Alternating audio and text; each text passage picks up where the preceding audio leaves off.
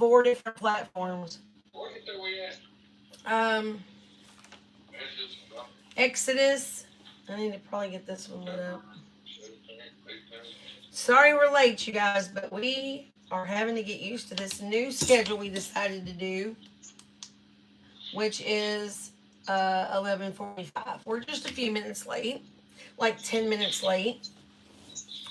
But we've posted to everybody. We've put the link in the chat on our Facebook chat. So if anybody wants to come in and join, that would be cool.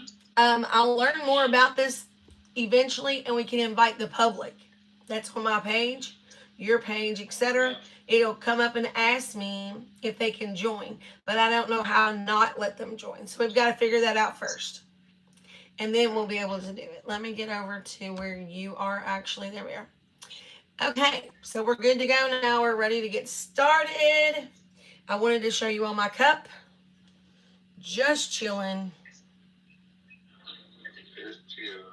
Mm-hmm. I thought it would be a good one to start out this cold December 1st day. What do you think? Yeah. It is. Get your coffee, and I like cold coffee, so I'm weird. But I got my warm, toasty slippers on at home ready to do my Bible study. How about you? What are you doing to stay warm? You got your heat jacked up really high? Yeah, he said about 73. All right, so we are ready to get started. Are you going to pray in, or do you want me to do it? Go ahead.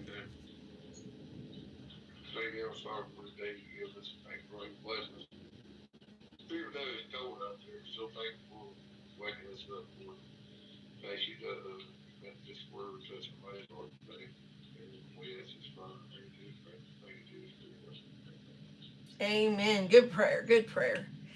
All right, we're in Exodus chapter 21. Let me see how big these things are, because they can be lengthy. All right, they're about the same size. You want me to go first, or do you want to read the first one and then your coffee will be done? You can get up and do it after that. You going to read first then? Okay, go ahead.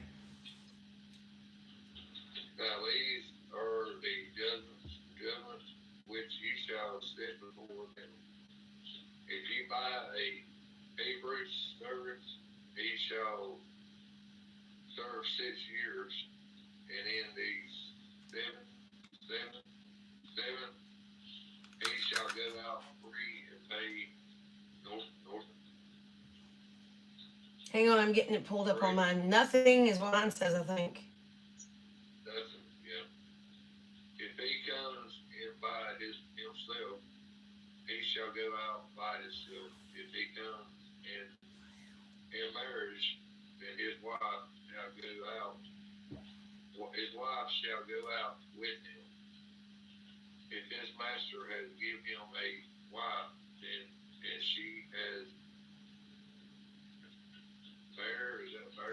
I don't know.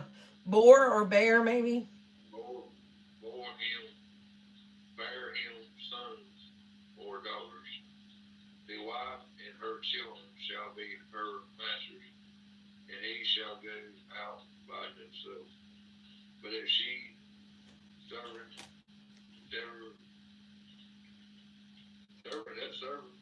Hold on, I'm looking. Where are we at? But if the servant plainly says,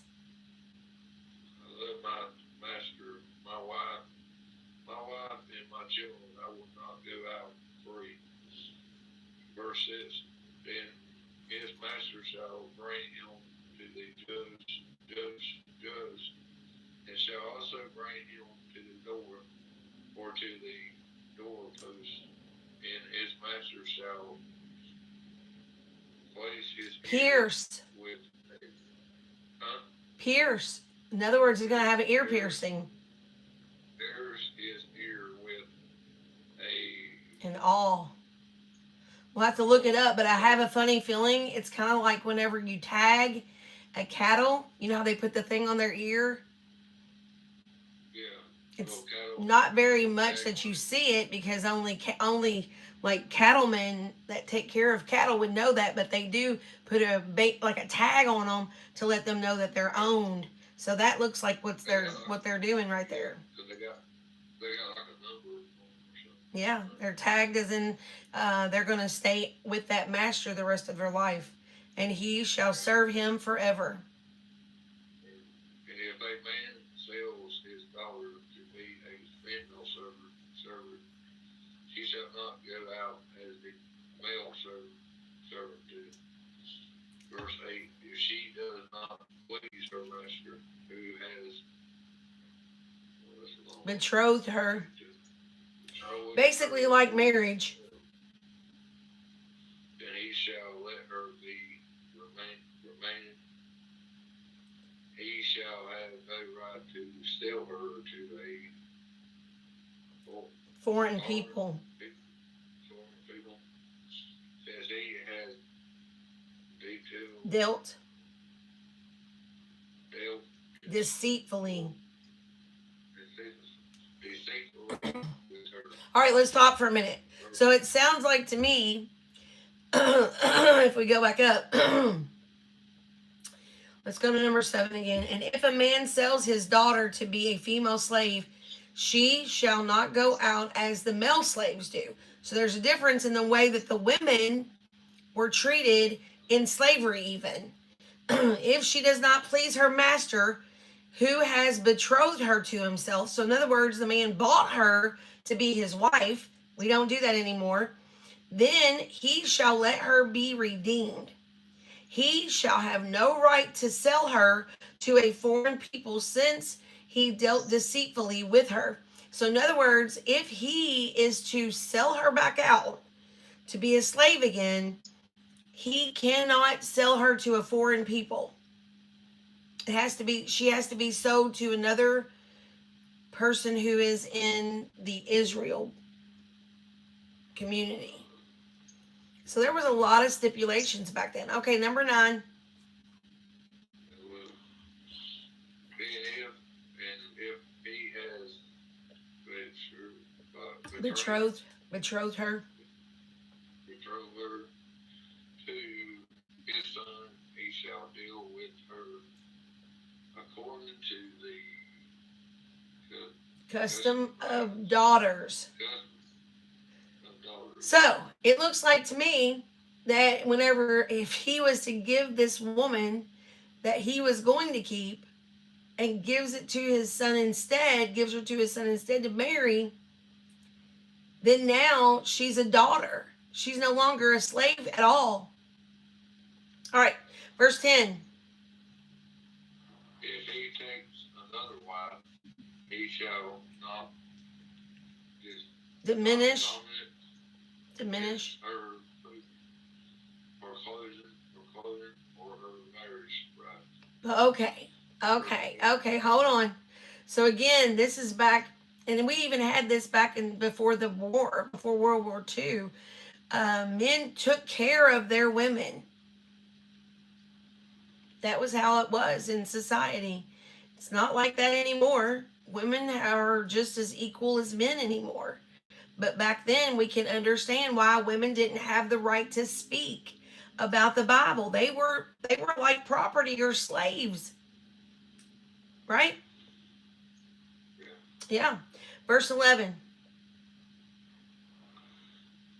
if he does not do these things for her, then shall she go out free without paying money. There you go. So, in other words, I think it's a situation where the slave had to be paid for. Go ahead and get your coffee. So the slave had to be paid for, and it says here, if he does not take care of her food, her clothing, or her marital rights, so basically taking care of all 3 of her needs, then she can go out and go free without paying any money for her freedom. That is crazy. All right, my turn. I'm going to read. Hold on, it says 12. Oh, we got a little bit more to go. Are you still working on your coffee? I'll take over where you were at. Yeah, he's making his coffee. The law concerning violence. Verse 12. He who strikes a man so that he dies shall surely be put to death. However, if he did not lie in wait, but God delivered him into his hand, then I will appoint for you a place where he can flee. Verse 14. But if a man acts with premeditation against his, so this is like court type of situation. But if he acts with premeditation against his neighbor to kill him by treachery, you shall take him from my altar that he may die. So, in other words, he's got to be completely alleviated from God's people if he is maliciously trying to kill somebody and is premeditating that murder. All right. Verse 15, if you want to take over. Chapter 21, verse 15. You're not done. And he who strikes his father or his mother shall surely be put to death. Wow. Verse 16. He who kidnaps a man and sells him, or if he is found in his hand, shall surely be put to death. My goodness, that's a revelation right there. You know, I was taken to Florida against my will in 1996. And that's pretty much the same thing he's talking about when you're kidnapped. That's kind of crazy. We'll discuss that later because I don't think you learned that about me. Verse 17. And he who curses his father or his mother shall surely be put to death. Wow, again, how many kids and young people are cussing out their parents anymore? How many? I mean, it's just a normal thing now that these young people do. And, you know, I don't know what's caused it. I'm not blaming the kids. But at the same point I'm trying to make, there's another thing right there. You want to talk about why there's so many kids that's just falling into addiction and dying? Because they're cussing their mom and dad.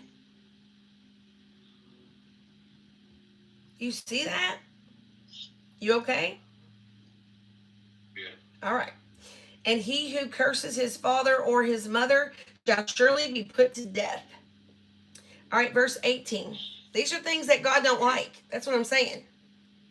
If a man contend with each other, and one strikes the other with a stone, or with his fist, and he does not die, but is confined. To his. Verse 19.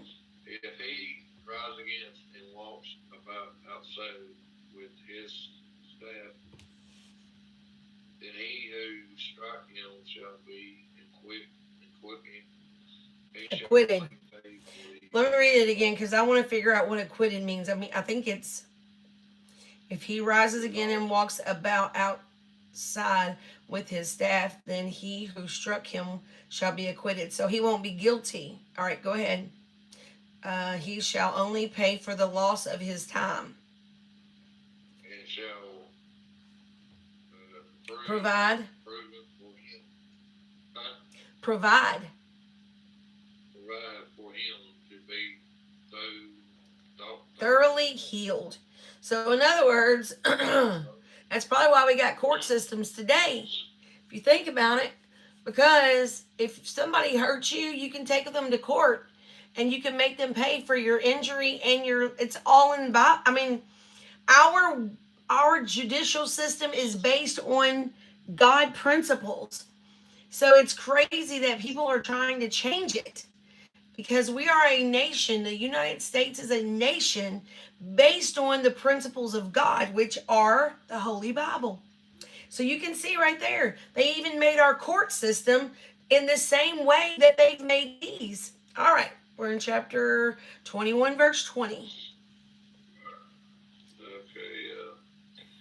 now withstand, now was notwithstanding, if he removes. Oh, wait, you skipped 20. Huh? Go back up to 20. And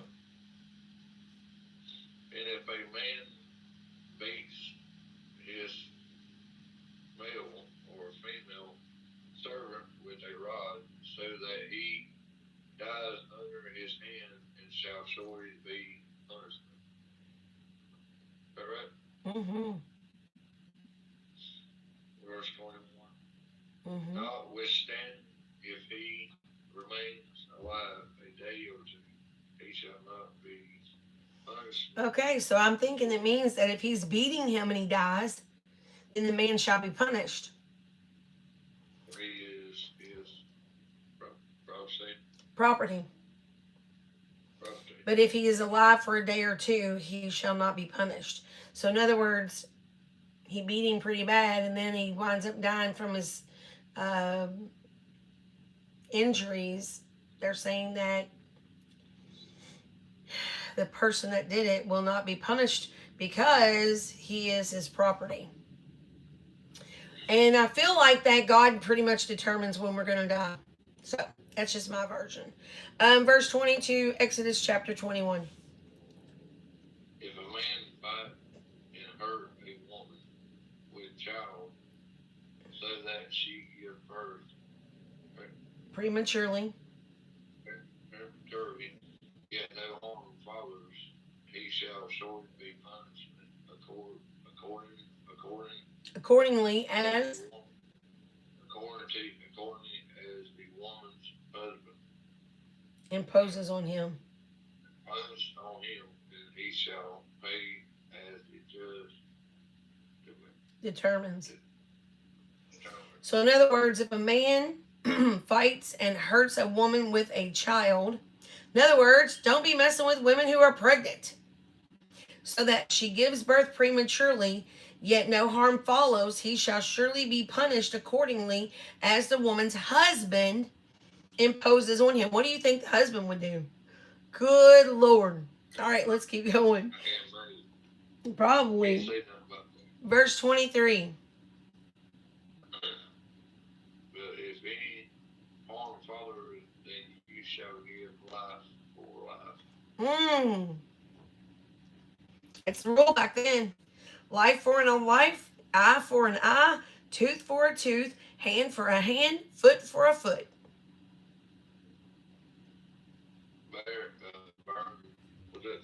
Burn for burn, wound for wound, stripe for stripe. So what somebody does to you, then God wants you to do back to them. That's the Old Testament. That's the old law that Moses brought, right? But Jesus came and gave us different law. That's the same, because all you have to do is treat others as yourself, and you wouldn't be fighting or hitting or hurting someone. All right. So wait a minute, I have a point to say. Hold on a minute. I have a point to say. So I have friends that say that God just made this Bible so that it can make us be better. Yes, he did. But you all can see back in the Old Testament, he was like, beat them, kill them, hurt them. If they're going to hurt you, do it.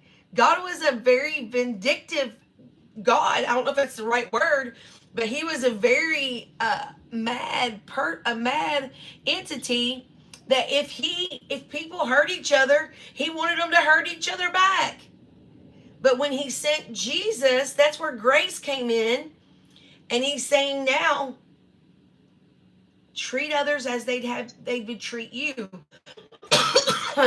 No other God before me. Those are the two that Jesus gave him. And so it's important for us to not hurt one another, bite at each other. So we've got people who are thinking of malicious things to do. You are making an enemy of God doing that, right? You agree with me? Yeah. Let me see if I can pin you. Yeah, there you go. Let's see if we can get that where you're on all of them.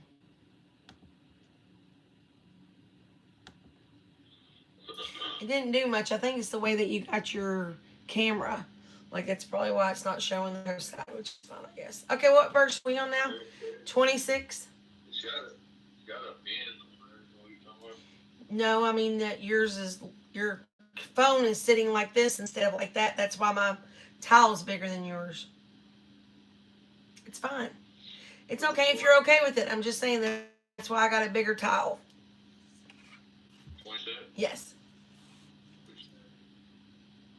If a man strikes the eye of his male or female servant and destroys it, he shall let him go free for the strike of his eye. For the sake of his eye. Let me see a minute. Yeah. Okay. So, in other words, the master has hit somebody and now they can no longer see. One of their eyes is messed up, blinded in one eye. The Lord is saying you, because you have injured them. So go ahead and let them go free because you've injured them so much now they're having to struggle the rest of their life because of the pain you induced. Okay. Verse 27. And if he knocks out a tooth of his male or female servant, he shall let him go free for the sake of his tooth. Is this crazy or what? Like, I would never have guessed. God was so particular about everything that he did. And for people to say that God is not real, it's crazy that they don't see how meticulous God is about his children. You hurt their eye, let them go free. You hurt their tooth, let them go free. They earned their freedom because of what you did to them. That's crazy. That's what I'm saying. If God ain't a just God, whoo, my goodness, y'all just judge for yourselves. I know how I feel about it. All right, verse 28, it says animal control laws. It'd be crazy. Yeah. Verse 27 or 28. I think we're on, yeah, you did the tooth already. Yeah. So 28's where we're at. 28. If a oxen Gores.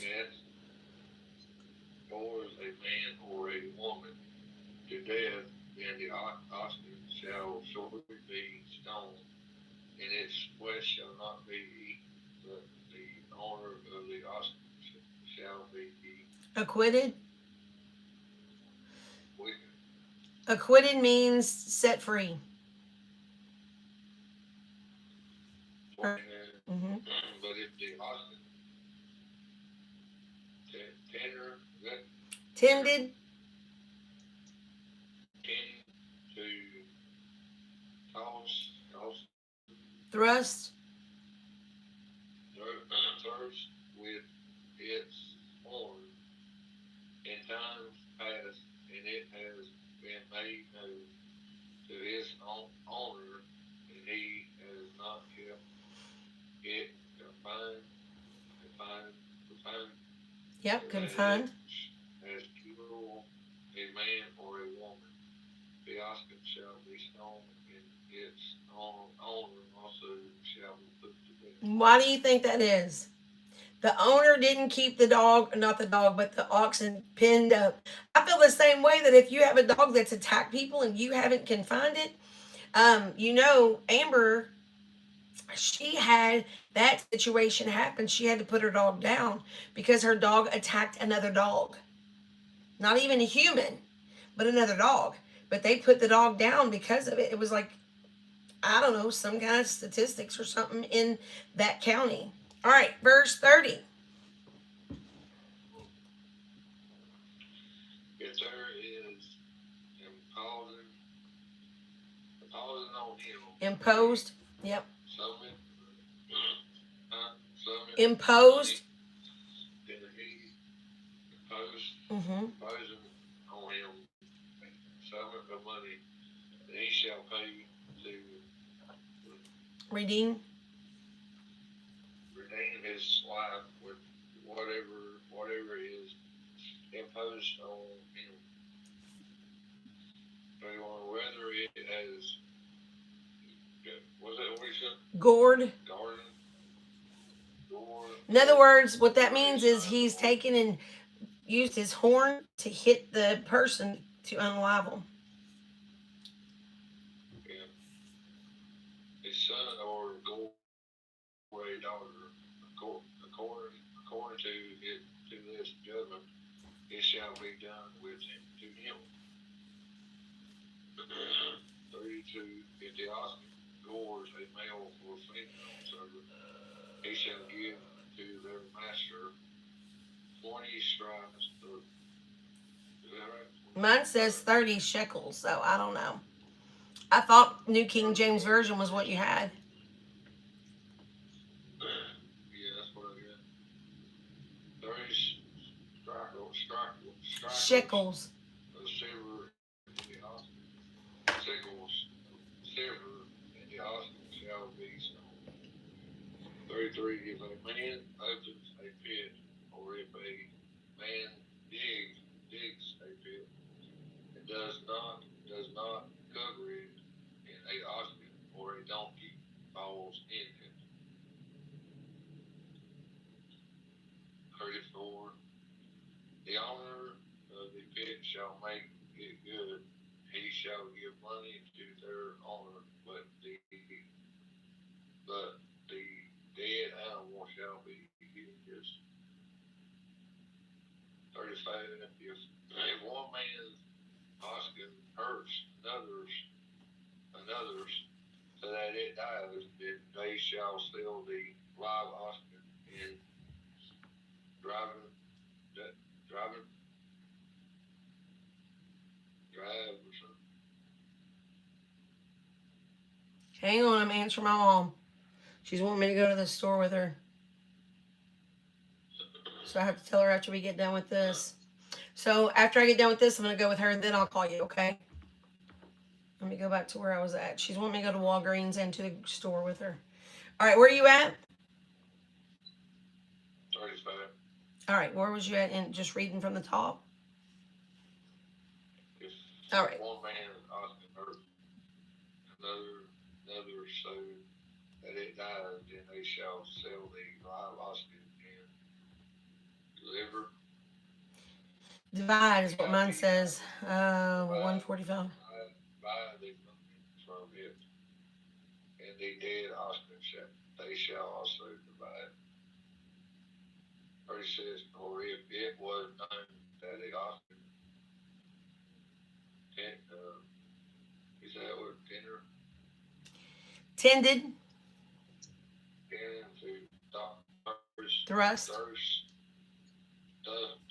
in time past, and its owner has not kept it confining, Mm-hmm. he shall surely pay Oscar for Oscar, and the dead animal shall be his own. Perfect. All right, my turn. 22. If a man steals an ox or a sheep and kills it or sells it, he shall repay 5 oxen for an ox.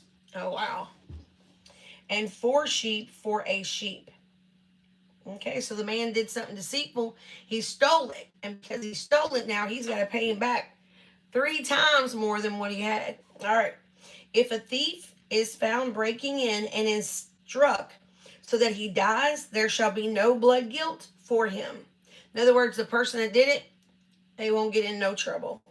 But if the sun has risen on him, there shall be a blood guilt for him. Is that what it means? Yeah, that's what it says. He shall surely pay. In other words, I think what it's saying is if it turns daylight and you're able to see him and and he's unalived, then you have to pay for him or something. Because normally what happens, you remember, eye for an eye, tooth for a tooth. Somebody from your family's coming to take care of that, and they're going to take your life. All right. If he has nothing, then he shall be sold for his theft. If the stolen beast is found alive in his possession, whether it is an ox or a donkey or a sheep, he shall pay double. We're going to have to go back and read that one again. If a man steals an ox or a sheep and kills it and sells it, he shall pay 5 oxen for an ox, and 4 sheep for a sheep. If a thief is found breaking in and is struck so that he dies, there shall be no blood guilt for him. But if the sun has risen on him, there shall be blood guilt for him. He shall surely pay. If he has nothing, then he shall be sold for his theft. If the stolen beast,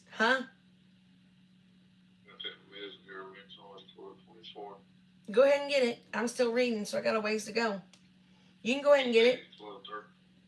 Okay, just go ahead and get it, though, whenever it comes time. Verse 4, if the stolen beast is found alive in his possession, whether it is an ox or a donkey, a sheep, or he shall pay double. So because he stole it. Verse 5, if a man causes a field or vineyard to be grazed over, or lets his beast loose, and it feeds in another man's field, he shall make restitution from the best in his own field. Wow. And in his own vineyard. Verse 6, if fire breaks out and catches in thorns, so that the stacked grain or the standing grain or the field is consumed, he who started the fire shall make full restitution. If a man gives to his neighbor money or goods to keep safe, and it is stolen from the man's house, then if the man is found, he shall pay double. If the thief is not found, the owner of the house shall come near to God to show whether or not he has put his hand to his neighbor's property. Verse 9, for every breach of trust, there is, whether it is for an ox or a donkey or a sheep, for a cloak, or for any kind of thing, of lost thing, or of which one says, this is it, the case of both parties shall come before God. What? The one whom God condemns shall pay double to his neighbor. So again, Old Testament, he is the ruler. He is the king. He is the one who says what happens, not man.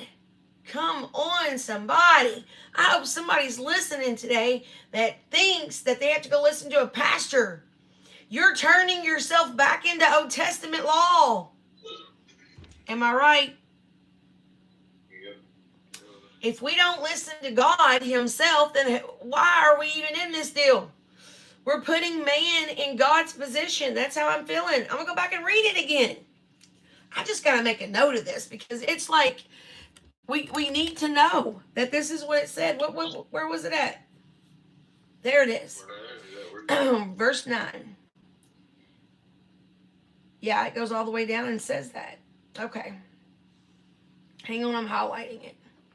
A little trusty highlighter. Because what God's been telling me the whole time about man isn't supposed to be telling you what to do.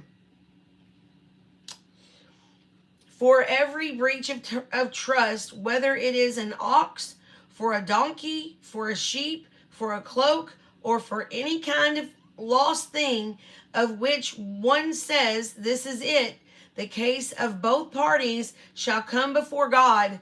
The one whom God condemns shall pay double to his neighbor. God was their king. God was their leader. God was their judge. And for us to let somebody else do that, I mean, I get it. God put people in place to keep us in order. But ultimately, when our spiritual life comes alive, we shouldn't put anybody else above God.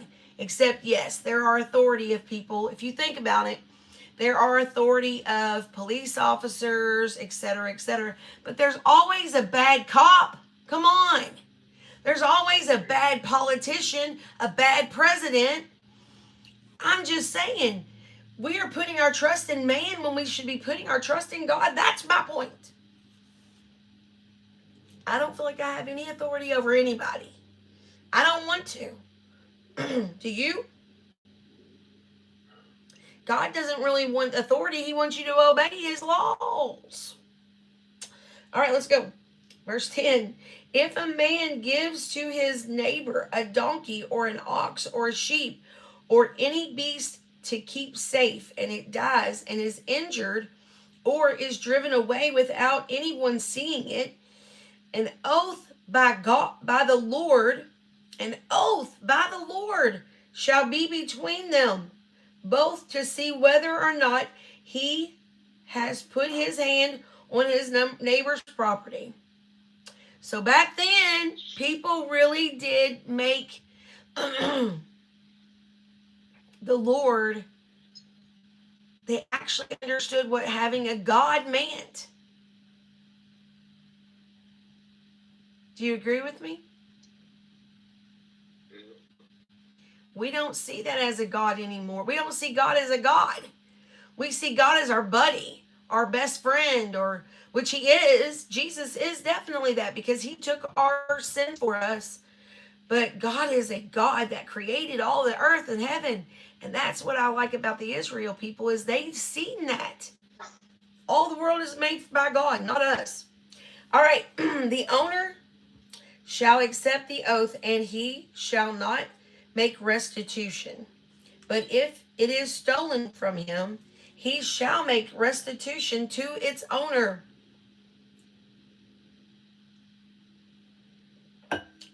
Verse 13.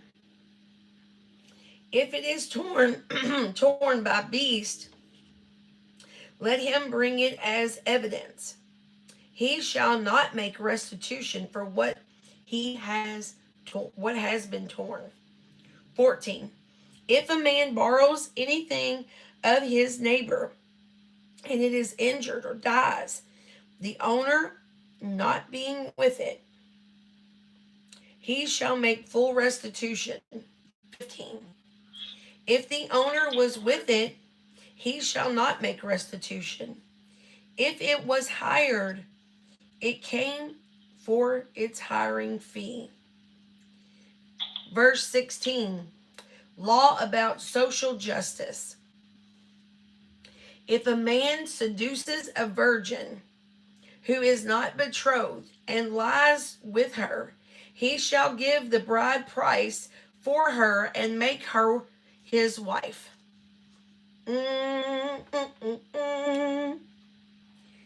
So all you men who's taking advantage of these women, it's even got stuff in there about it. If your father utterly refuses to give her to him, he shall pay money equal to the bride price for a virgin. My goodness, that's a revelation right there. Wow.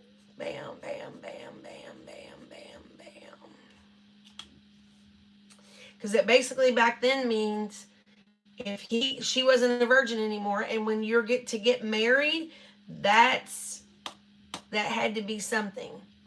In other words, when they got to know each other, if you know what I mean, the woman would bleed because the hymen would be broken, and then when that happened, there would be blood. That would show that she was a virgin. So if this person seduces her and sleeps with her, she's no longer a virgin, so she can't get married the rest of her life. Her dad's going to have to take care of her the rest of her life. Wow. All right, verse 18. You shall not listen to this. Oh, my Lord. Listen, listen, listen close. Everybody who's into all this sage and new age stuff. You shall not permit a sorceress to live. Only problem is, just like the witch thing that happened, there was a lot of, oh, I bet she's one. They didn't have any proof. Right? That was the problem. Verse 19. I'm trying to take some time, let my voice rest a little bit because it's kind of crazy. Amen. What? Amen. If you want to read a few of them, read from 19 to 25, and then I'll pick up. I'll do it just the rest of yours. Okay. Whoever lies with a animal shall surely be put to death. Pointing, he who sufficient to any Sacrifices. Sacrifice to any god, except to the Lord only, he shall be utterly destroyed. Verse 21. You shall neither mistreat a stranger, neither oppress him, for you were strangers in the land of Egypt. Amen. 22. You shall not afflict any widow or fatherless child. 23. If you afflict them. Afflict. It's the L word. It's okay. We got it. Go ahead. Them in a way, and they cry at all to me, I will surely hear their cry. Wow. 24. It is like God is speaking directly through this. Do you hear that? If you afflict them, it says here, you shall not afflict any widow or fatherless child. If you afflict them in any way, and they cry at all to me, I will surely hear their cry. I've had people, whoo, Lord, thank you for this. I've had people who didn't have kids or didn't have a father in their life not understand why God heard their prayers. Because the person said to me, why does God listen to my prayers? Now I see there are scriptures that say the ones that are fatherless, that cry out to God. Come on, somebody who doesn't have the dad in their life. Their prayers are heard. Woo, that right there just shook me too. Let me write it down. What verse was that on? It's 24. If you do okay, it's up to 23. You shall not mistreat any widow or fatherless child. And my wrath will burn, and I will kill you. Listen to this. Oh my gosh. This is what he said. It says, you shall not mistreat any widow or fatherless child. If you do mistreat them and they cry out to me, I will surely hear their cry, and my wrath will burn, and I will kill you with the sword, and your wives shall become widows, and your children fatherless. What? Yeah. All right, that's good. We're on chapter or verse 25 now.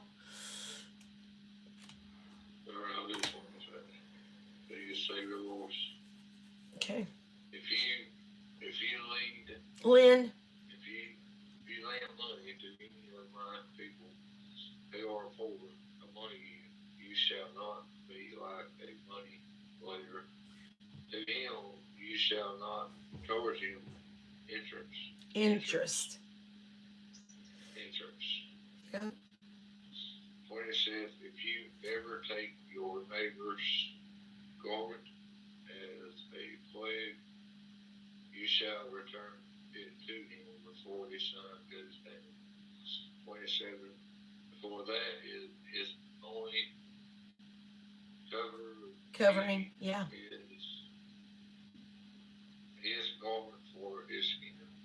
What will he sleep in? And it will be that when he cries to me, I will hear, for I am Gracious. So do you see that, that song that talks about your cry has awoken the master? Bam. Yeah. It's crazy. Go ahead, babe. Go ahead. 28. You shall not receive, Revile. you shall not revive God, neither curse, curse a ruler of your people. You shall not Delay. you shall not delay to offer the first Fullness. Oh wait, I got it over here on the wrong. I might be reading the wrong one. You might be right. Offer the first of your. Go ahead. Sorry. of your root, Right. right?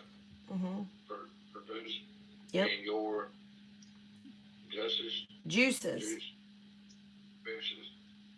The firstborn of your sons you shall give to me.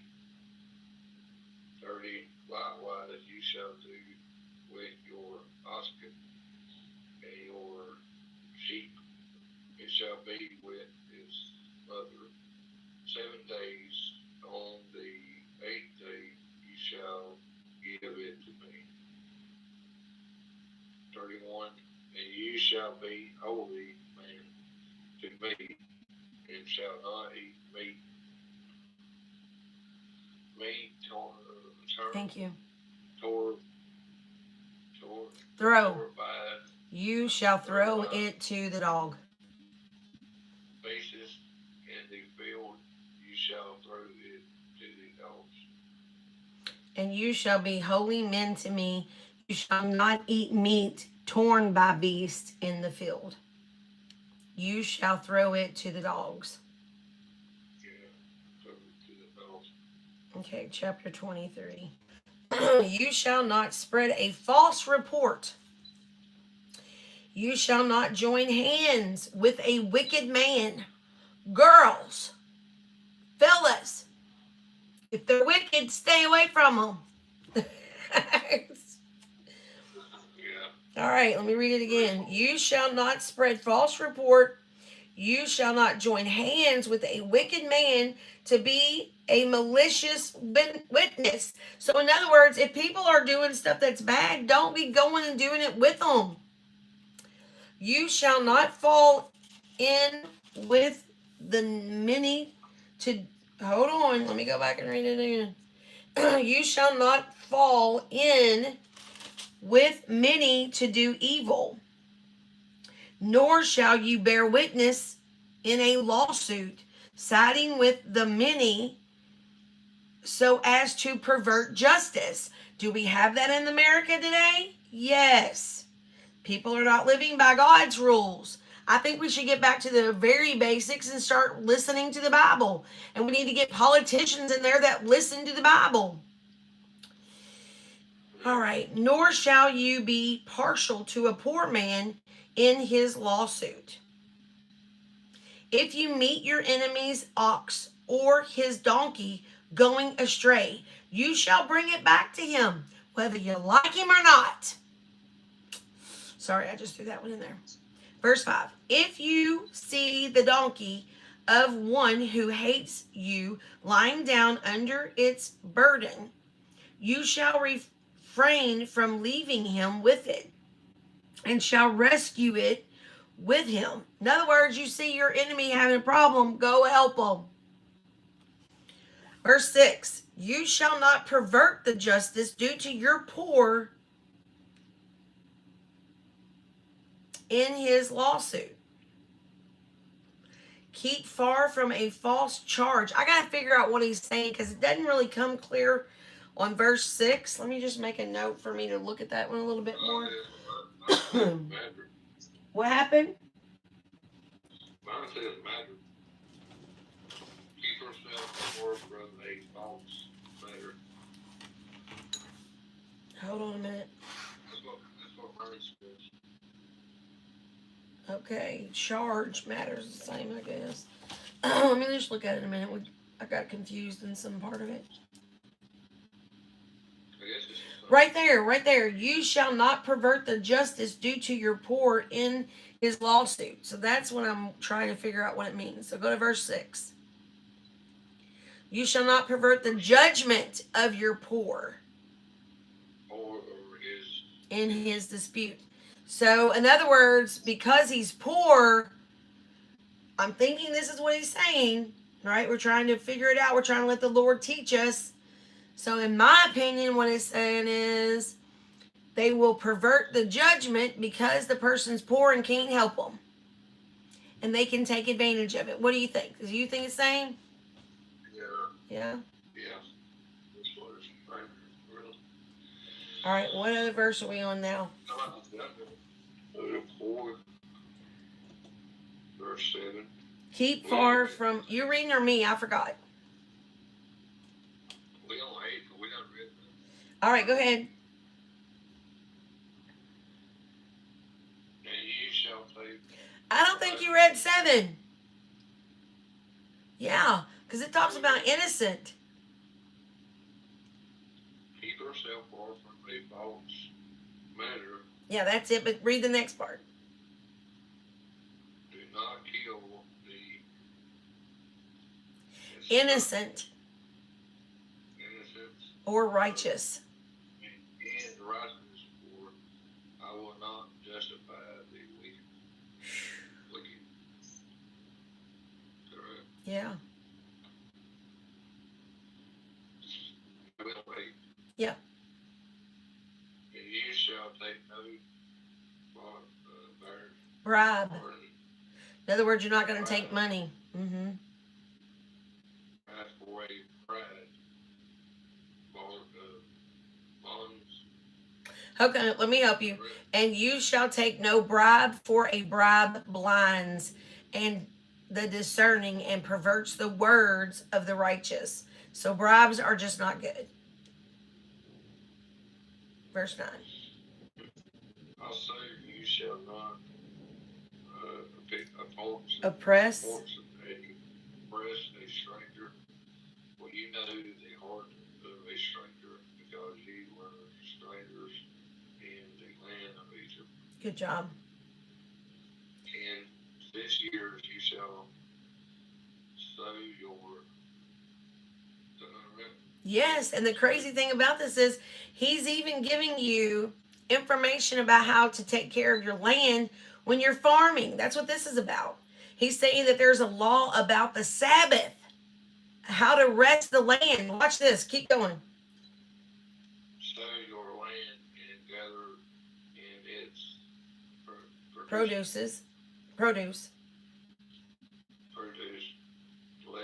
but the 7 years you shall let it rest and lie fallow. Fallow.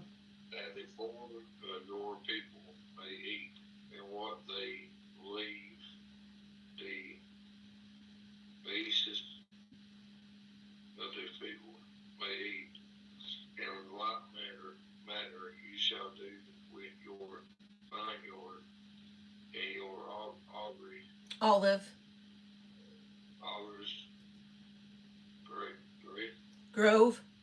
Olive grove is like when you got a grape grove, like it's like a vineyard.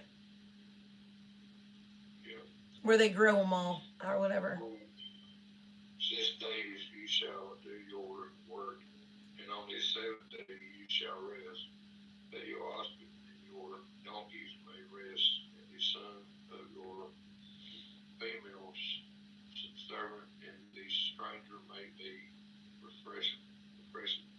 That's cool. So they were saying to help the strangers that come into your town. Yeah, verse 13. Okay. And in all that I have said to you, be Hold on, I got to figure out this word too. It's a big one. Circumspect. circumspect and make no. Let me read what mine says real quick. Hold on. It may have a different name. Okay. Word I don't. Make no. Okay, go up a little bit. It says you're. Okay, there 13 says, and in all that I have said to you, be circumspect. So mine says, pay attention. So I bet circumspect means pay attention. Pay attention to all that I have said to you, and make no mention of the names of other gods. So read 13 again, sorry. Never let it be hid from your mouth. And let it be heard from your mouth. 14. 14.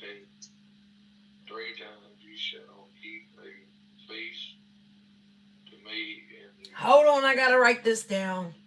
I always wondered where it was, and as we're reading through, this is the only disadvantage I feel like, because we're reading the Bible through. There comes things that I want to keep in my mind, but I can't really keep them unless I write it down. So I'm gonna write these down.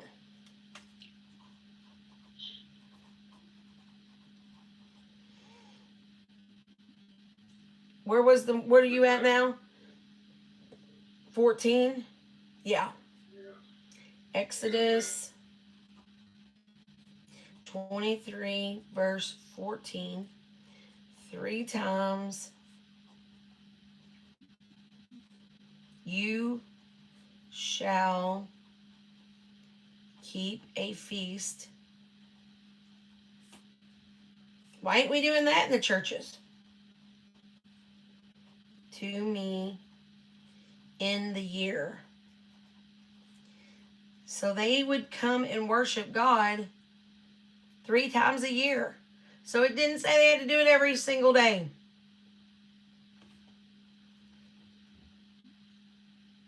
I'm going to go ahead and read now. I'm going to read your version. Verse 15. You shall keep the feast of unleavened bread. All right, that's verse 15.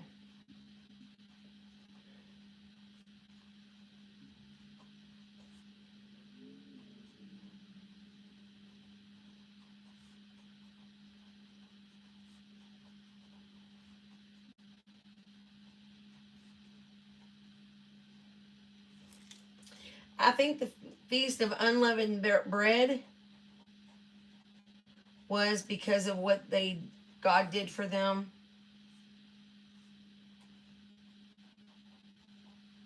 7 days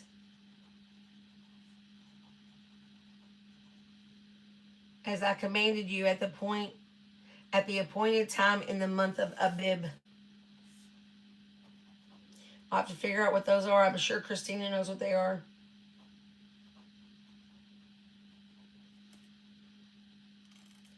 For in it you came out of Egypt. None shall appear before me empty. And the feast of harvest, okay?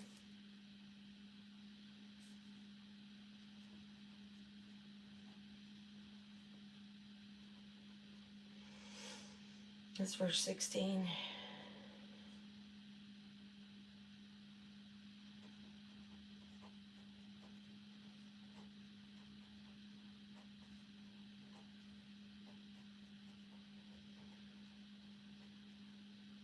The first fruits of your labor, which you have sown in the field. So when you go out to harvest, you're going to have another meal at that time. Feast of ingathering at the end of the year. I didn't know that either. Dang it. Exodus 23, still verse 16.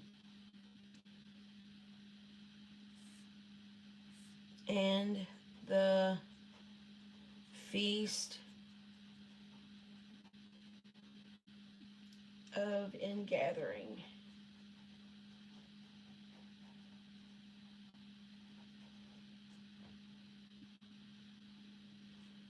At the end of the year.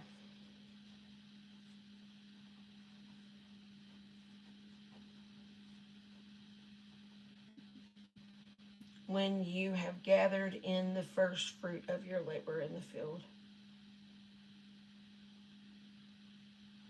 I'm trying to think when their end of the year was. I think over in that area, though, it's different.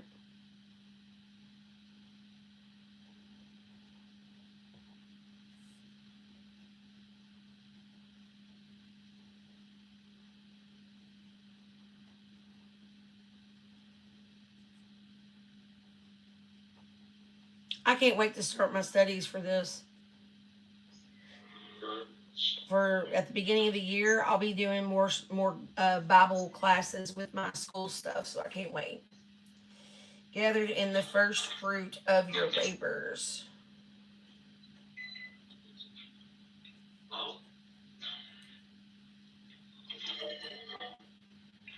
Maybe these two things are considered the same. I don't know. Hang on. I mean, it's honestly, these two things say the same thing. Let's go back up a little bit. The feast of the harvest, the first fruit of your labors, which you have sown in the field. Okay, so you're taking the ones. So this first one is from Where you at? the original. Hold on, I'm still thinking. Original fruit that you sown. So whenever you're planting, that's when he wants you to have a coming together. So it says, the feast of harvest, the first fruits of your labors, which you have sown in the field. Now, this other one says the same thing. And the feast of ingathering at the end of the year, when you have gathered the first fruits of your labor from the field. So, see, I think one of them is for when you sow and one for when you reap. What do you think? Let me show you. Yes. And the feast of harvest, the first fruits of your labors, which you have sown in the field. That was the first thing he said. So it says sown. Yeah. And then here's the next one. And then the ingathering at the end of the year, when you have gathered in the first fruits of your labor. So this is in the fall probably. And this is in the spring. So in other words, in spring you should have a gathering, and in fall you should have a gathering. Fall you can't do no plant thing because it's cold. It won't grow because it's not hot. Yeah, but well, you actually sow the seeds in the spring. So you put them in the ground in the spring, and then at the end of it is in the harvest. That's in the fall for us. I think over there the dates were different or whatever because of the fact that they started their new year in September. That's our harvest time. Let me just look at this for a minute. So if harvest time, yeah. So it must be a different seasonal thing over there where they live. Okay. We're just looking at the feast. We're just looking at the feast. All right, we're on verse 17 if you want to do it. If her father... Wait, we're on chapter 23, verse 17. No, 23, verse 17. Three times in a year, all your males shall appear before the Lord God. All right, give me 1 second. I want to write that down too. 3 times a year in a year. Appear for all males shall appear before the Lord.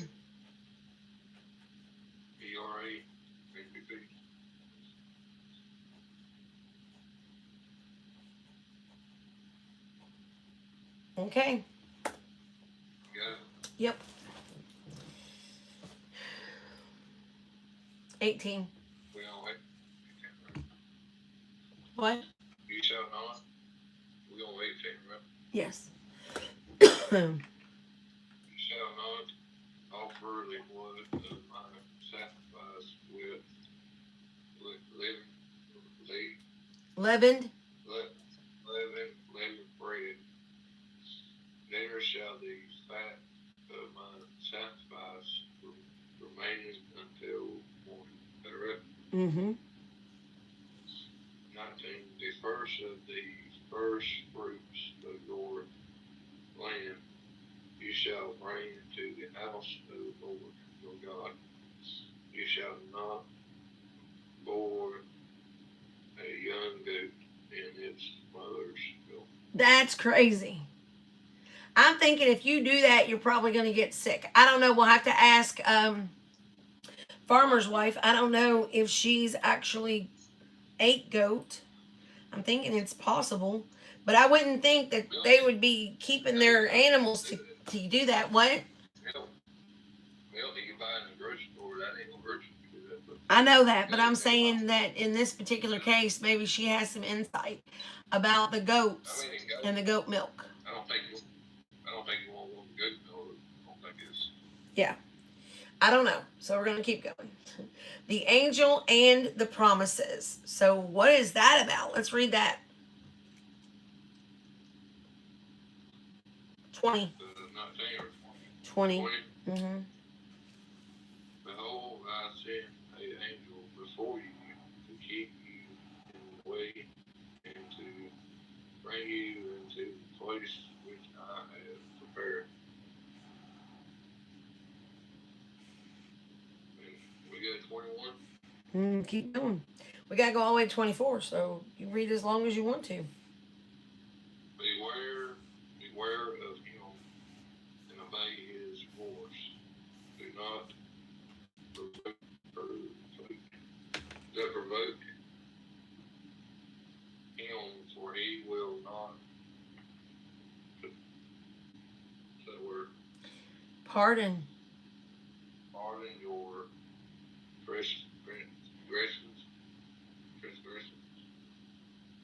for my name is in him. All right. So we're talking about God, right? Yeah. Let's go back. I just want to read it again. Behold, I send an angel before you to keep you in the way and to bring you into the place which I have prepared. So maybe he's talking about Moses. Possibly. It says, beware of him and obey his voice. Do not provoke him, for he will not pardon your transgressions, for my name is in him. Wow. Verse 22. But if you indeed obey his voice and do all that I speak, then I will be. Woo! Come on, somebody. Enemy. Yep, I'm going to have to highlight that one. We're going to take a minute and write that one down. I don't know what that word is. Hang on, where you at? Indeed? Huh? Indeed? Indeed. Notice it's ADBERS.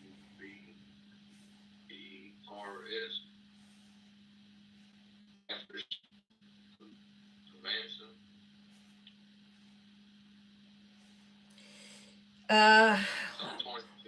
On the very end of Adversaries. Adversaries to your adversaries. So that means your enemies. You do, you don't get your point or what? I'll go. It says, I'm going to have to write these down because they're good too. But if you, okay, hold on, let me go back up a minute. 21.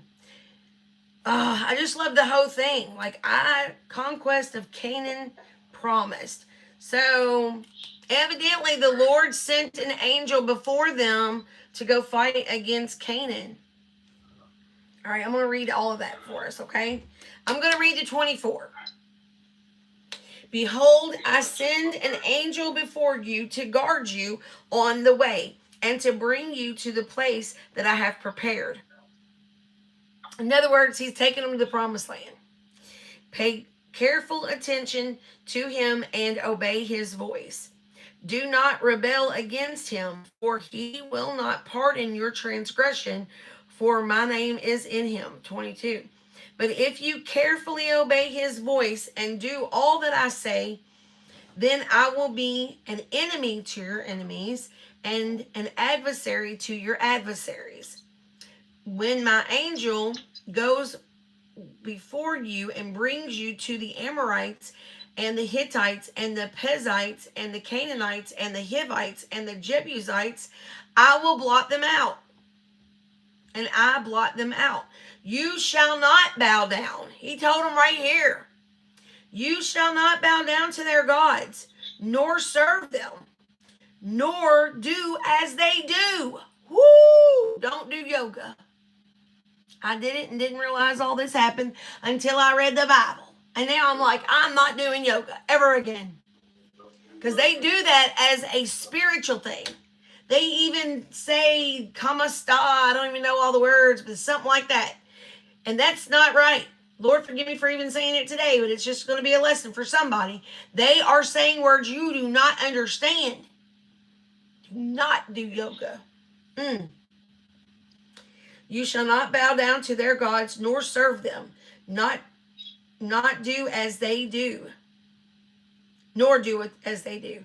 But you shall utterly overthrow them and break their pillars in pieces. Verse 25. You shall serve the Lord your God, and he will bless your bread and your water. And I will take sickness away from among you. Ooh, Jesus. Let us keep working for you, Lord. Verse 26. None shall miscarry or be barren in your land. If we would have only been listening to the Lord, thoroughly listening to the Lord, our whole world's turned away from God. I will fulfill the number of your days. I will send my terror before you and will throw into confusion all the people against whom you shall come, and I will make all your enemies turn their backs to you. Okay, so let's not try to say this is for now. This is only for when God was taking them to the promised land, right? So we have to understand that. And we have to put this in perspective. Because I want to get all kinds of excited and say that God's going to do that right now. And he might. But this is particularly turning about the conquest of Canaan. He's telling them beforehand what's going to happen before they get to the promised land. Verse 28. And I will send hornets. Look at that. Dang. I will send hornets before you, which shall drive out the Hivites and the Canaanites and the Hittites from before you. I will not drive them out from before you in 1 year, lest the land become desolate and the wild beasts multiply against you. Little by little, I will drive them away. I will drive them out from before you. So no wonder. See, and this is crazy. I'm going to tell it like it is so nobody gets mad at me. But I've heard it said over and over and preached over and over that the reason why they had to be in the wilderness for 40 days was because they didn't listen. That's not the case. God had to send this angel before them in order to prepare the promised land for them and get rid of their enemies. So don't tell me that it wasn't because they didn't listen. Yes, they didn't listen. Like the rest of the world didn't listen. But as you can see right here, little by little, I will drive them away from you. I got to write this down. No, hold on. I'm just writing it down. If we're doing Bible study, I want to thoroughly understand it. Verse 23. You want me to finish the rest of it for you, is what I'm saying. Hold on. Where you stop at? I'm not even sure where we stop, so give me 1 minute to just jot this down, okay? I don't want to rush. This is why you should have your pen and paper. Just kidding. And it's okay. I'll give you my notes. I'll send a copy of my notes, but you got to give me the time to write it down. send hornets. He's going to send hornets into their camp, and they won't want to stay there. That's how he plans to get rid of them. That's a God thing right there, honey. Ain't nobody going to be able to take notoriety for that. Oh, we defeated them. You see how God made a plan for him to be glorified? Even the beast listened to him.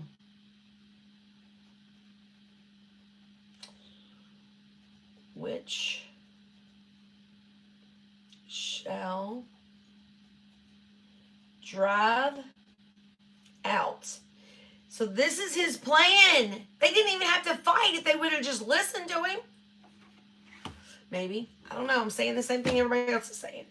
God's original plan was that he's going to have to take time anyway. So it could be a combination of both. Let's just watch. That's why I want to write it down. Which shall drive out the Hittites.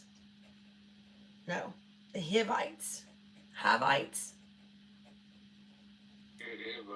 The Canaanites. And now the Canaanites, if I remember correctly, was where Cain was sent off to. Remember Cain and Abel?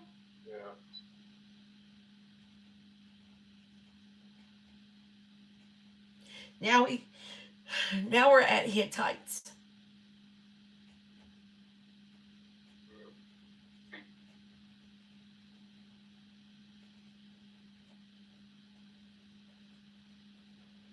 From before you. Verse 29. I will drive them out, it says. What does yours say? I will not drive them out. Okay, I will not drive them out.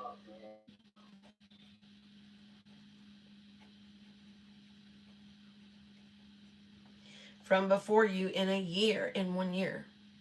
I will not drive them out from you before you.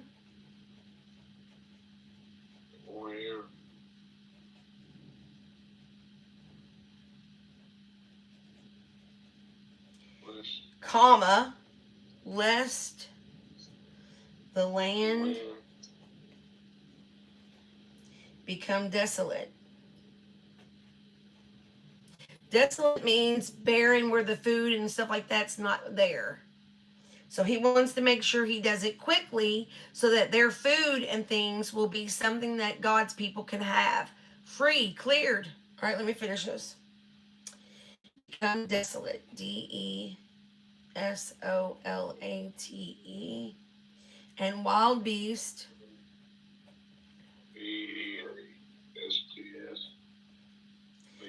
Multiply against you. Because what would happen if that happened? They would take over and they would wind up devouring the people of God. All right, verse 30 says, little become two, N-U-M-E-R-O-U-S, whatever that is. Spell it again. Let me look it up on mine. M-E-R-O-U-S. That's what mine says. What verse are you on? 29. Okay. Numerous? Yeah, numerous. Yeah. Is it an N? N-U-M? Okay, got it. All right, let me finish this real quick. 30. Little by little, I will drive them out.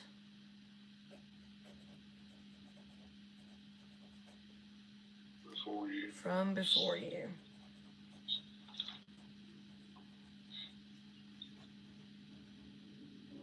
Until you have increased.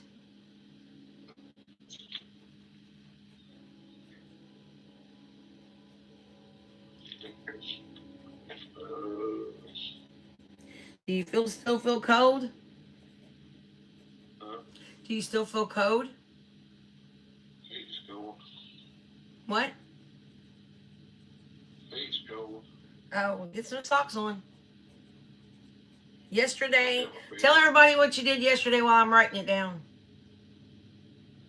Tour Saturday. So, To Toys for Tots, right? Is that what you did? Toys for Tots? yeah, Sunday I went to the parade. It was raining. Had to ride Yeah, he was in rain. the code again on Saturday and did a parade. My phone's aching.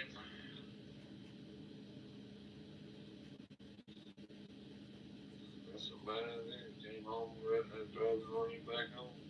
Got wet. What all did you do? You had a bag of candy. What did you find out about the candy? Next year, you're going to put it in a bucket or something. I think maybe you should practice to see what works better for you too. You should probably like start planning and like take the bowl of candy riding with you and see if you could throw it in people's yard while you're riding. Let me ask you this. I didn't get to see because I was in the pocket, but what happened? Like, did you have to stop and then throw it, or was you good enough where you could throw it while you were riding? What happened?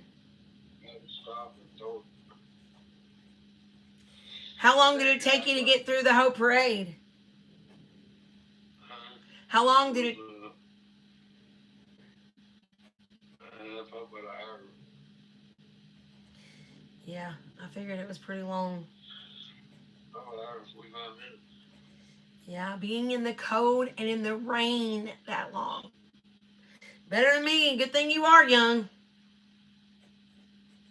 Can't do it at 50. So we don't get too close, back up a little bit. I know. What was what was his deal? I heard him say that. Can you back up? What was that about? I don't know what his problem was. Did you do okay? Did he bother you anymore? He kept looking behind me, looking at me like, where are you looking at? Why did you look back? Smiling or something. Kept looking back, smiling like, what? Stupid. Right. He was a jerk. So sometimes you still have to deal with hateful, mean people. Even when you're doing good for people. That's what this world's like, man. I'm telling you. That's why God said in the New Testament when Jesus was here to get a sword, get two. Get ready because the world's going to get crazy.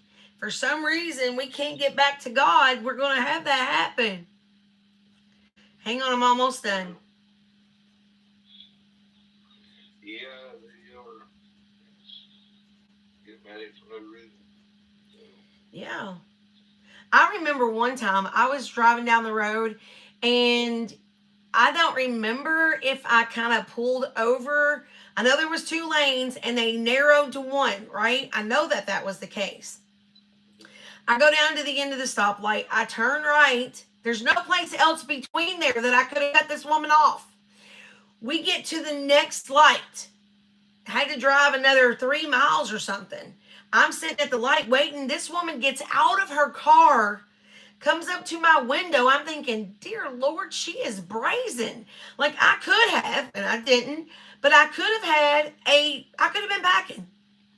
And her to walk up to my window was so brazen. That's what kind of world we're in today. That's why I worry about any kind of thing we do nowadays. People are crazy. It's better to stay home. I'm just saying. No wonder we had the, what do you call it? COVID, and everybody had to stay inside. No wonder. But when they came out, they got even worse. Yeah. All right, let's see. I will give the inhabitants of the land into your hands. That's what I want. Yeah.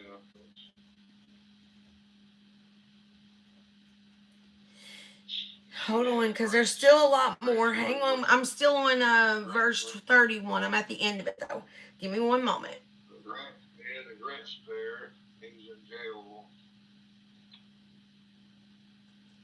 So was Grinch in jail as in he was inside of a jail on a moving thing, or was there like a spot y'all started at and then he was in jail? I'm going to shut it down and let you talk. Go ahead.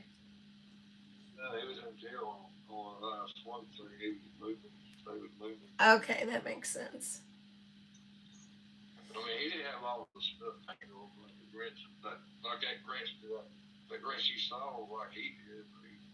He just had a Grinch outfit on. The other Grinch he saw, he had all that paint stuff. Paint Grinch. That was sitting in the back seat? Or he was sitting in the back of the one in front of you, right?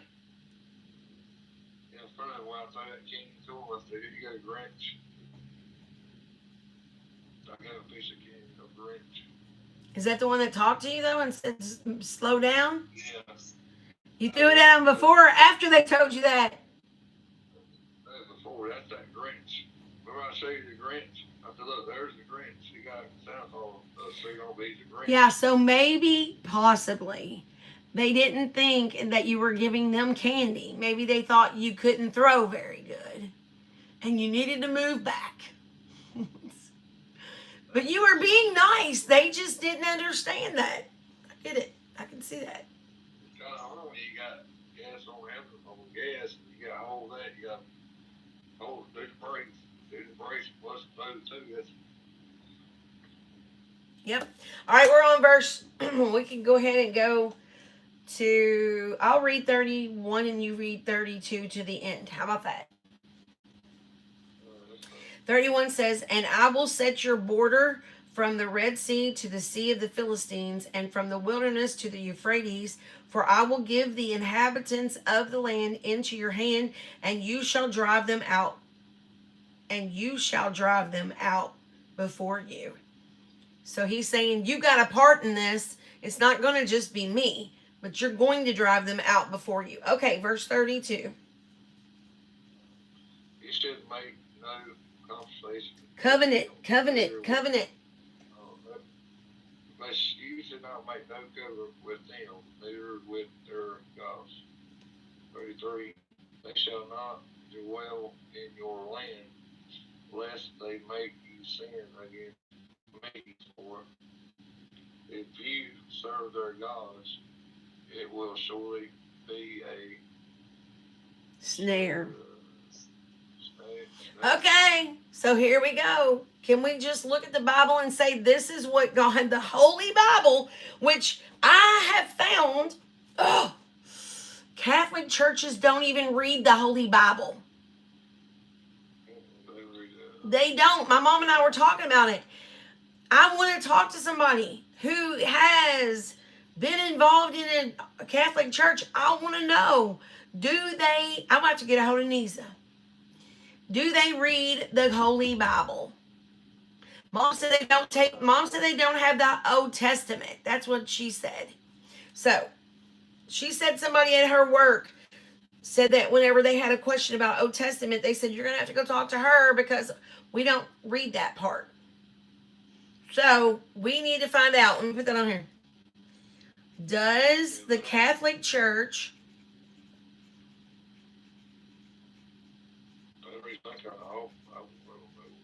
read the Old Testament?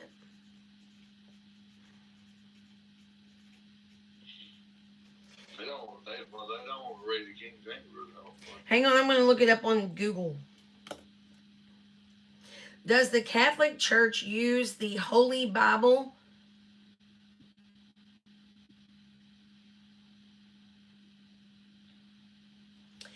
Catholics use the scripture for the study of theology.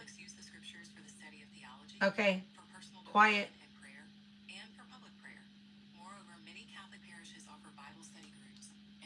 Bible school so that the faithful not only encounter the Word of God, but also learn how to take their study of the Word deeper. Okay, so it says they use the scripture. Let me find the one that I'm asking. Okay, here it is. Do Catholics use the Holy Bible? That's where this question is, and this is what the answer is.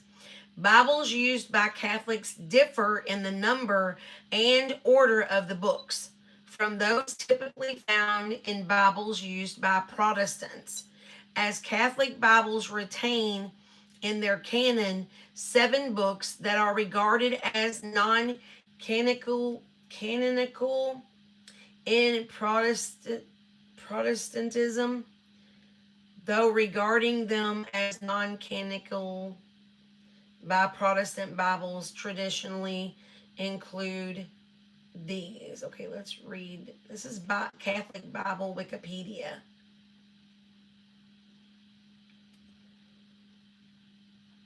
All right, let's read a little bit. Okay, Protestant Bibles traditionally use these books and others as an intertestamental section known as the Apocrypha, which I've heard in my studies with the college. I remember hearing Apocrypha. I think that's Old Testament, totaling to an 80-book Bible. So the King James Version with Apocrypha. As such, it's. Let me just look up this word too. Oh, I hate it when we gotta study and study. You know what I mean? It just drives me crazy. Hold on, don't say anything. Don't say anything for a second. I gotta use the microphone. Okay.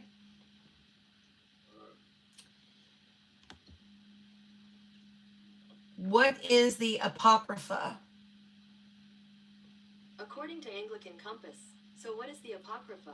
The name means hidden texts in Greek, which is odd since the books of the Apocrypha exist throughout the Greek Old Testament, the so-called Septuagint from the 2nd century BC.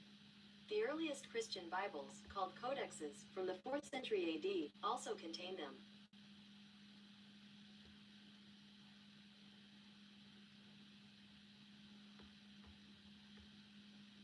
Biblical and related writings not forming part of the accepted canon of Scripture. Okay, so they have additional information. Okay, books outside the biblical canon. Okay, so do they have the biblical canon though? That's the question. That's the next question. Do Catholics believe in the Holy Bible? According to Walpole Catholic Collaborative, through the centuries, it's the Catholic Church that preserved the Bible, as well as many other written works, through its monasteries and libraries.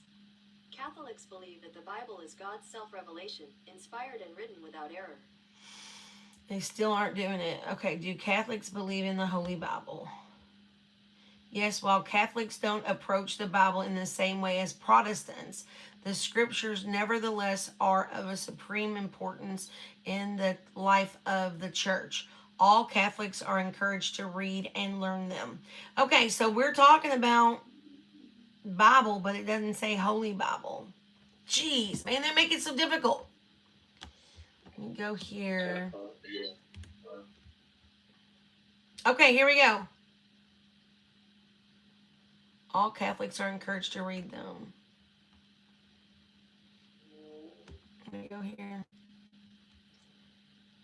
All right. Let's go up a little bit. I'm going to read a little bit from this. It says St. Paul Center. Another truth that contributed to the perception that Catholics don't read the Bible is the fact that the Catholic Church is far larger than any single Protestant community and has an inclusive understanding of its membership. As the church sees it, anyone who is baptized and has not formally repudiated, oh my gosh, another big word, I don't know what the word means. Repudiated, I think is the word. Well, look it up. Can you look that up for me, or can you do it on your phone? Probably not. First of all, I think we're getting somewhere, so let me see. What is repudiated? Okay, I got it. It's fine. So repudiated is refuse to accept or associate with. Okay. That's a lot. Okay, let's go back. Anyone who is baptized and not been formally refused to accept the church is Catholic.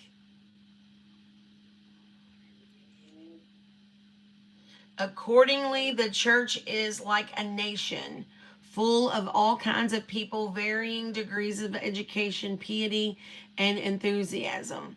Many people who do not practice their faith will then identify themselves as Catholic. This is a wonderful characteristic of the church. Catholicism has room for people in every stage of the spiritual journey, which is what I was trying to say as far as Christianity is concerned. You can tell by the fruits of the Spirit if someone is. I'll have to look into this a little bit more. Let's see, spiritual journey. It is the universal church, after all, is what it says. But one of the consequences is that people end up encountering Catholics who know very little about their faith and who have perhaps never opened a Bible. All these factors have come together to create the the common misconception of that Catholics need to read the Bible and that the church doesn't really want them to. Yet, while Catholics don't approach the Bible in the same way as Protestants, the scriptures nevertheless are of supreme importance in the life of the church. All Catholics are encouraged to read them. All right, so I'm going to save this little thing here because I like to read a little more about it. We didn't get a whole lot answered, but at least we got that much, right? Where are we at in our reading? Kind of got off on a tangent. What? 10:24. Okay. I'll read that little short chapter, and then you can read 25, okay? All right. We're in Exodus chapter 24. The covenant confirmed. Well, everybody's saying things. I don't know. Let me get a drink. We only got 15 minutes. Chapter 24. Then he said to Moses, come up to... So that angel we were talking about is not Moses. We was mistaken, right?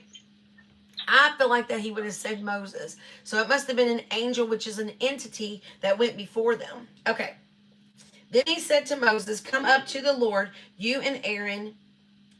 He done added a few more people. Nabad. No.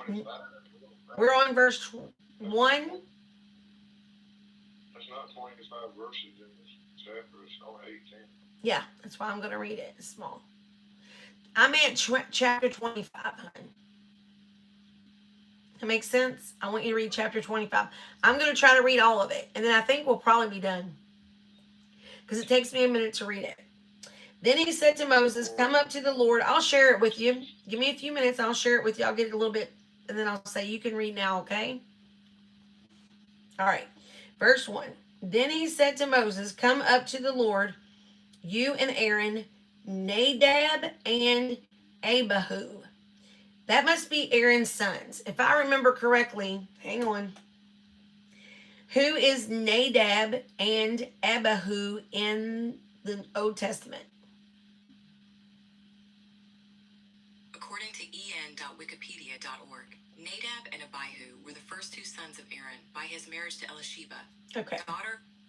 Now we know they were the sons of Aaron. So God has called Moses and Aaron and Aaron's two sons to come up. And 70 of the elders of Israel. So those, how many? 4? There were 4 elders or leaders. And then 70 other elders. So that's 74.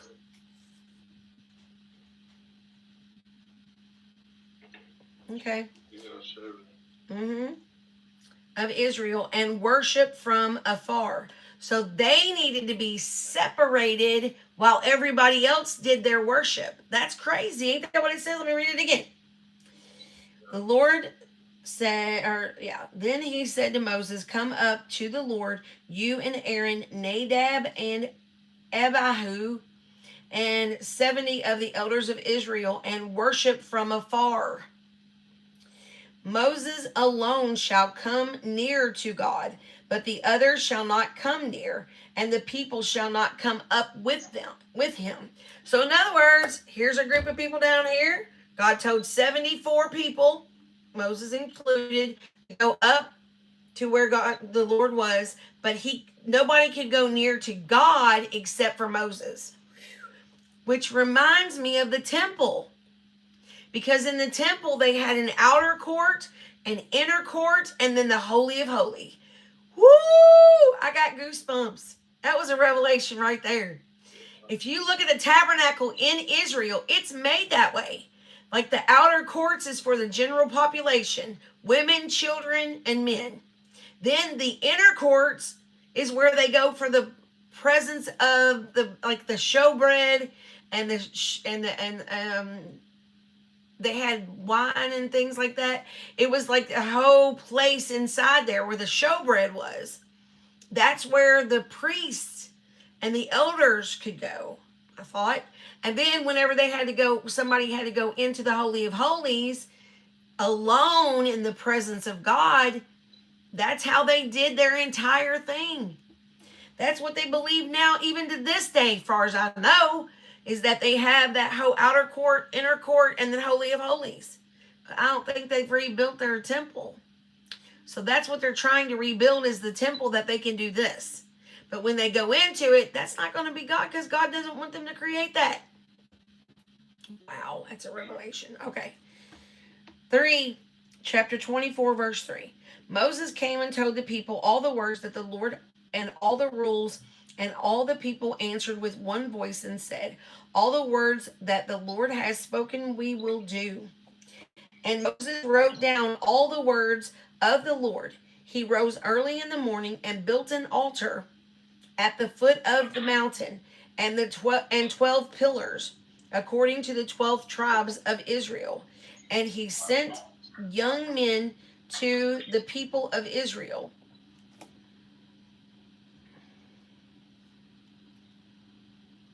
who offered burnt offerings and sacrificed peace offerings. I want to go in and make sure we got sound.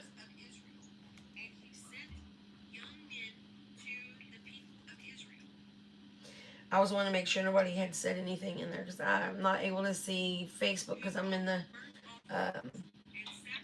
It is behind us, so yeah. Okay. And he sent young men of the people of Israel, who offered burnt offerings and sacrificed peace offerings of oxen to the Lord. Verse 6. Can you hit mute, Jason? Yeah, I know it, but we can hear you, and they can't hear me read over the chopping. All right. Verse 6.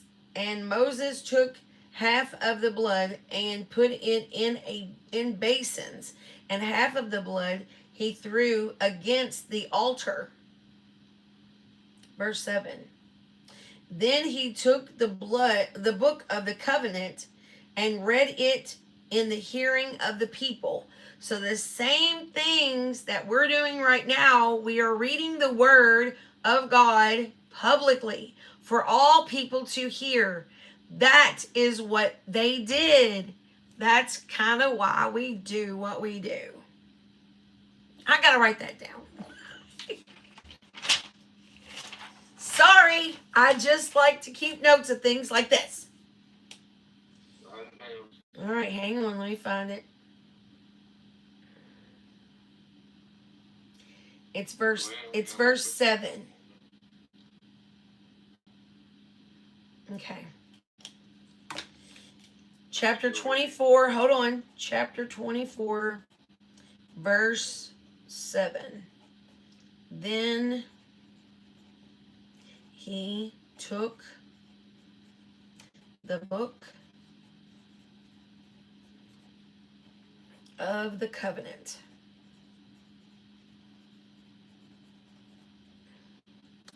and read it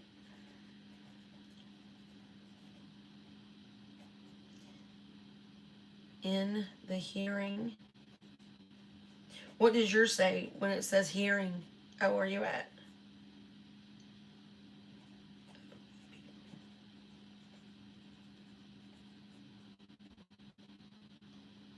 Okay, now I'm going to continue since you're on mute.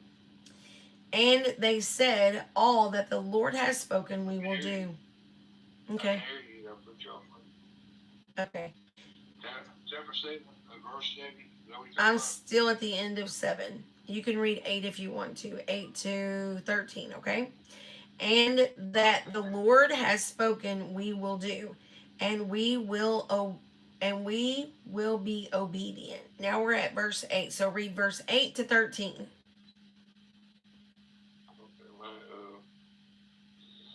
Moses took the blood. That's crazy. I'm reading ahead a little bit.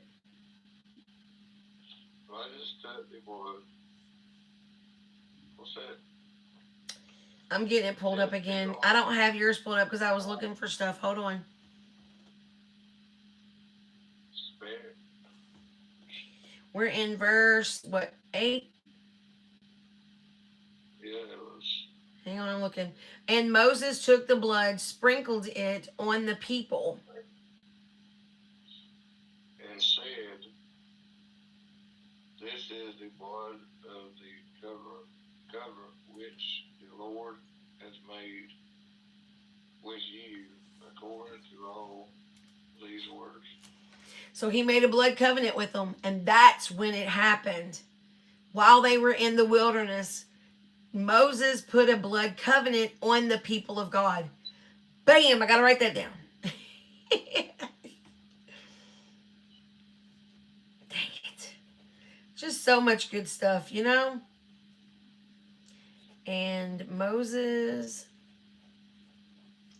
took the blood. We're almost done. And threw it. Long verse. What?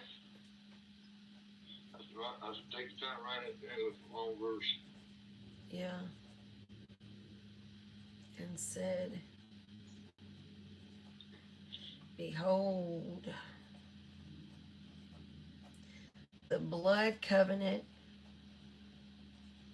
the blood of the covenant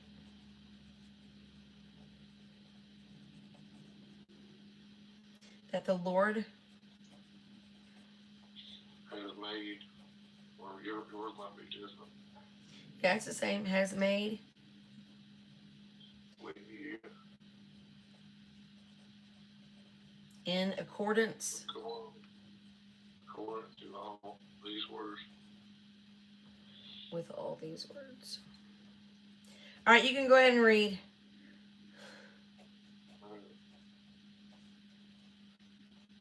Then Moses went up also Aaron, Nadab, Nadab, and Abahu, it's Abahu. Mm-hmm. the kind of name, I know it. and 70 of the elders. Mm-hmm. Of Israel. And they saw the God of Israel, and they was under his feet as it were a Paved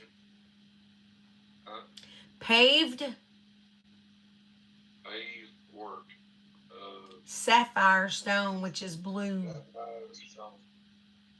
And it was like the very heavens in its Clarity. So that sounds like on the very day, on the very day that they made this blood covenant, they were under his feet as it were a paved work of sapphire stone, and it was like the very heavens in its clarity. That's crazy. So it was like God showed them that the earth was his footstool, and it was sapphire. All right, go ahead. Verse 11. but on the Nobles of the children of Israel, he did not lay his hands, so they saw God, and they ate and drank. That's crazy. 12. And the Lord said to Moses, "Come up to me on the mountain, and be there, and I will give you tables of stone." Tablets. Wow. And the law and commandments which I have written, that you may test them.